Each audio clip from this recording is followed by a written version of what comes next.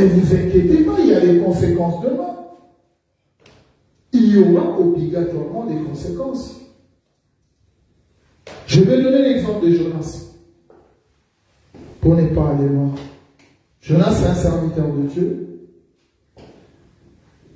C'est dans Jonas 2, 1 à 5. C'est un serviteur. Dieu lui a apparu, lui a dit, tu es mon serviteur, monte à Ninive. J'ai besoin de toi là-bas parce que les gens ils sont en train de crier. Il faut que tu ailles à Ninive. On lui a envoyé pour le service à Ninive. Mais il ne voulait pas aller à Ninive. Il a refusé. Il a fait semblant de prendre les correspondances. Il a pris, il montait à Tarsis. Mais ce n'était pas le bon chemin parce que la voix de Dieu l'a envoyé là-bas. Il a dit monte à Ninive. Jonas est parti de l'autre côté. Mais qu'est-ce qui lui est arrivé après? Il est monté dans un bateau. Il y avait le vent partout. Les bateaux là, tous les commerçants qui étaient là, ils ont dit peut-être, il y a le surpoids. Ils ont jeté leur marchandises. Les commerçants, peut-être c'était son fonds de démarrage. Il a jeté ça.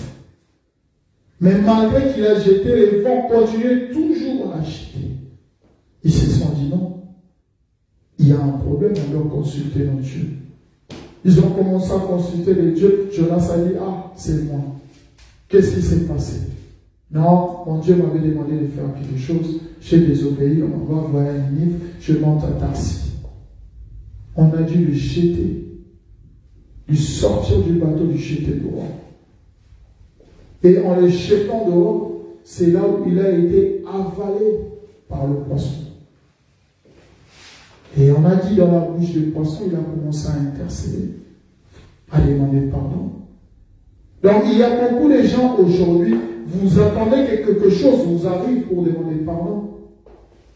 L'objectif, c'est pas ça. Il y a beaucoup de gens, vous écoutez la voix de Dieu, mais vous ne voulez pas vous continuer. Vous endurcissez vos cœurs. Mais vous inquiétez pas, devant, il y a les conséquences. Il y a la colère de Dieu qui est là. C'est pour ça qu'il a dit aux enfants d'Israël. C'est pour ça ici. Il a dit, ils ont excité ma jalousie parce qu'il n'est point Dieu. Ils m'ont irrité par leur vaines idoles. Et moi, j'exciterai leur jalousie par ce qui n'est point un peuple. Et j'hériterai par une nation insensée. Donc ça veut dire aujourd'hui, Dieu peut vous mettre en concurrence avec n'importe qui. Quelque chose, tu te dis, mais lui il ne fait pas le poids. Mais Dieu te met en concurrence et il donne la victoire à cette personne. Je connais dans les couples, à l'époque, j'ai connu une dame qui vivait avec son mari. Ils s'embrouillaient, ils ne marchaient pas bien, son mari une fois l'a mis dehors. Et il a pris le domestique et est devenu sa femme. Le jour où il est venu revenir à la maison, le mari lui a dit non. Alors Dieu peut prendre ton domestique à toi, il devient un patron. Et il prend tout. Il peut prendre le portier, le gars qui était portier dans votre société, qui est directeur ou PDG. Il prend le portier, il le lève jusqu'à ce niveau. Juste pour te faire voir qu'il y a un Dieu. Amen. Donc, écoutez la voix de Dieu. Je suis venu ici pour vous faire éviter les conséquences de Dieu. Apprenez à écouter la voix de Dieu.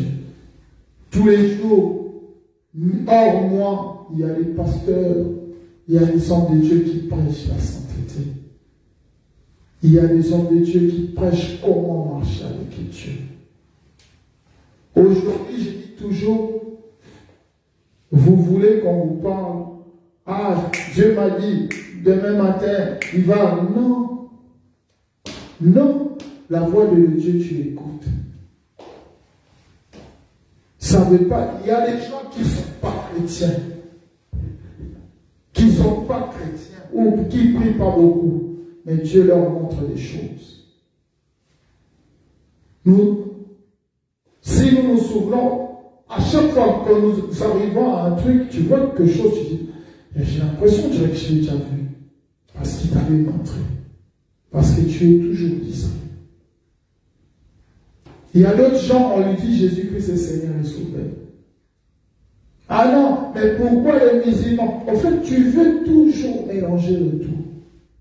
Pour avoir une issue de secours, pour justifier ton incrédulité. Si tu veux toujours justifier quelque chose, non. Cet esprit d'incrédulité, c'est ça qui va t'amener un jour, tu vas faire un accident. D'autres personnes se disent, j'écoute la parole, mais je veux me convertir un jour. Et si tu fais un accident, tu perds ta vie.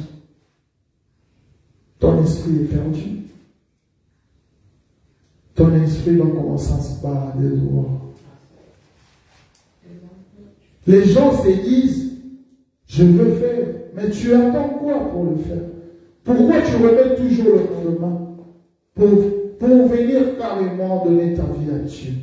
Tu attends quoi?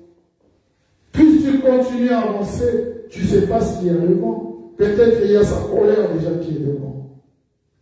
Mais plus tu te ranges, il peut y retirer sa colère. Faites très attention avec la voix de Dieu. Vous allez vous dire, vous avez le temps, vous n'avez plus le temps. Peut-être je vous parle aujourd'hui, vous m'écoutez aujourd'hui. Peut-être demain, c'est prévu pour la semaine prochaine. Qui sait? Pourquoi pas en m'écoutant aujourd'hui, rentrez dans votre chambre, fermez votre chambre, parlez avec votre Dieu. Ça vous coûte quoi? Ça ne vous enlève rien. Il suffit juste de venir devant lui. Demandez pardon, confessez vos péchés, priez. Parce qu'il y a beaucoup de gens, aujourd'hui, ils peuvent voir même un verset et contredire le verset. Or, il est écrit, n'enlevez rien, n'ajoutez rien. En fait, vous cherchez toujours ce verset-là. Non. Non. Écoutez la voix. On vous dit juste, acceptez Jésus-Christ comme Seigneur et Sauveur, marchez dans la sainteté. Mettez-lui devant dans votre vie. C'est ce qu'on vous demande. On ne vous demande pas d'aller à l'église de 7h à 23h, non. Mettez juste Dieu devant votre vie. Laissez-lui se manifester dans votre vie. Écoutez la voix. Le refus de la voix va vous ramener trop loin. Je vais donner un exemple de Zacharie. Zacharie, c'était un serviteur de Dieu, sacrificateur, un prêtre, qui travaillait dans le temple de sacerdoce. L'ange leur parle, lui dit, tiens, Dieu a écouté tes prières, il a exaucé tes prières, ta femme aura. Ah, comment ça se fait, ma femme? On est déjà vieux. Ah, ok, d'accord. Donc tu veux contredire le message de Dieu. Ok. Il lui a dit, tu parleras le jour où ça s'accomplira. À l'instant, il est devenu muet. À l'instant. Et il a parlé le jour où Jean-Baptiste est venu. Quand on parlait, on cherchait les noms, c'est le jour où Zacharie a parlé. Si déjà Dieu ose faire ça à Zacharie, quelqu'un de pieux qui marchait selon la crainte de Dieu, il a fait ça à Zacharie et toi. Zacharie est un sacrificateur. C'est lui qui allait dans les lieux très saints, demander pardon pour les gens, pour tout. Parce qu'à l'époque, il fallait aller au lieu saint pour demander le pardon du péché de tout le monde. Ça se passait une fois par année.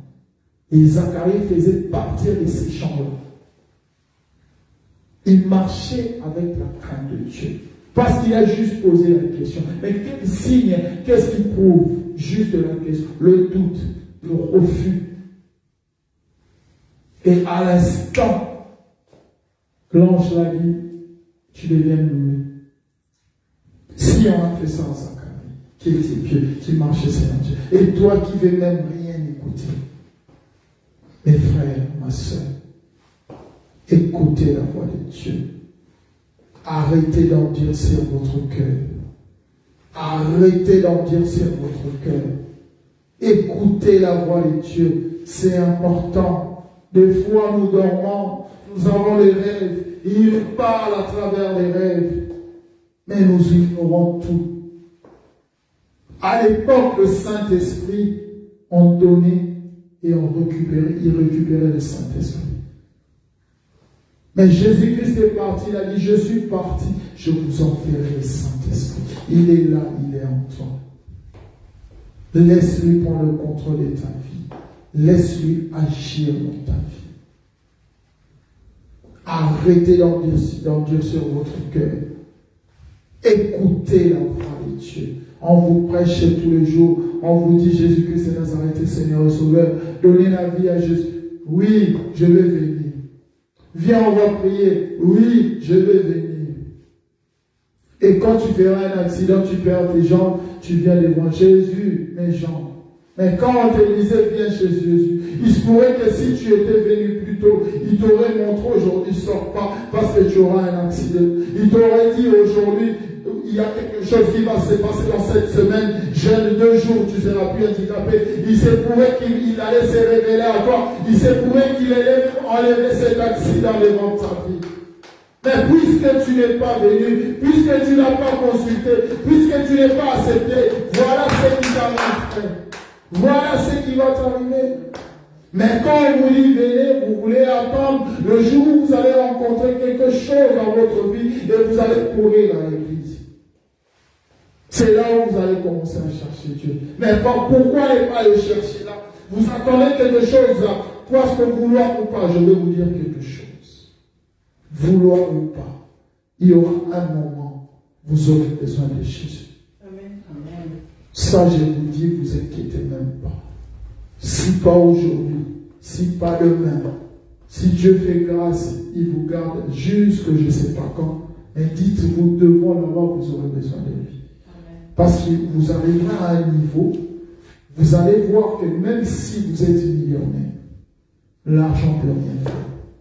Il y a des maladies, vous arrivez à l'hôpital, vous avez des millions, mais on ne voit rien. Il y a des maladies, il y a des gens. Je donne un exemple d'un aveugle que Jésus avait guéri. Depuis sa naissance, il était aveugle. Jésus est parti guérir cet aveugle. Il lui a ouvert les yeux. Tout le monde ne croyait pas. Et tout le monde disait que cet aveugle-là est aveugle père parce que ses pères ont commis beaucoup de péchés. Mais quand Jésus l'a sauvé, on a dit, mais non, cet aveugle, il est né déjà aveugle. Et tu l'as sauvé parce que c'est père qui avait commis le péché, il lui a dit non. Et il y a d'autres délivrances qui sont là dans la vie juste pour la gloire de Dieu. Peut-être qu'il ne te dit pas que ta délivrance que tu as là, cette maladie que tu as, ça tend juste pour la gloire de Dieu. Tu recouvres en amour. Or, si tu étais venu chez Dieu, tu allais être guéri de cette maladie. Écoutez la voix de Dieu. Écoutez la parole de Dieu. On le prêche tous les jours. Cherchez un endroit à aller prier.